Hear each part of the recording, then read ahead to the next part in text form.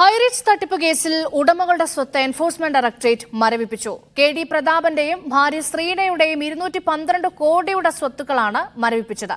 Crypto currency വഴി പ്രതികൾ 850 കോടി സമാഹരിച്ചുവെന്നും ED കണ്ടെത്തിയിട്ടുണ്ട്. ഓൺലൈൻ നെറ്റ്വർക്ക് മാർക്കറ്റിംഗ് കമ്പനിയായ ഹൈറിച്ചിന്റെ ഓഫീസുകളിൽ റെയ്ഡ് നടത്തിയതിന് പിന്നാലെയാണ് EDയുടെ നടപടി. KD പ്രതാപന്റെയും ഭാര്യ ശ്രീനയുടെയും 212 കോടിയുടെ സ്വത്താണ് ED മരവിപ്പിച്ചത്.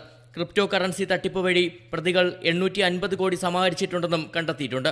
പോലീസ് നടത്തിയ അന്വേഷണത്തിൽ 1650 കോടിയുടെ തട്ടിപ്പ് നടന്നെന്നായിരുന്നു കണ്ടെത്തൽ. എന്നാൽ 2300-ലധികം കോടിയുടെ തട്ടിപ്പ് നടന്നിട്ടുണ്ടെന്നാണ് EDയുടെ വിലയിരുത്തൽ.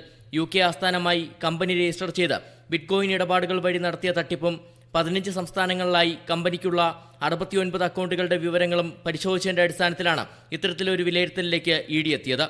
3000 പേരിൽ നിന്നും 5 ലക്ഷം രൂപ വീതം വാങ്ങി സ്വരൂപിച്ച 150 കോടി രൂപയിൽ 100 കോടി ഹവാല ഇടപാടുകൾ വഴി ഉടമകൾ വിദേശത്തേക്ക് കടത്തിയെന്നായിരുന്നു EDക്ക് ലഭിച്ച പരാതി.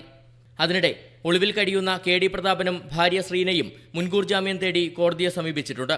ഇരുവരുടെയും മുൻകൂർ ജാമ്യാപേക്ഷ ഈ മാസം 30-ന് കലൂരിലെ പ്രത്യേക കോടതി പരിഗണിക്കും. മീഡിയ 1 കൊച്ചി.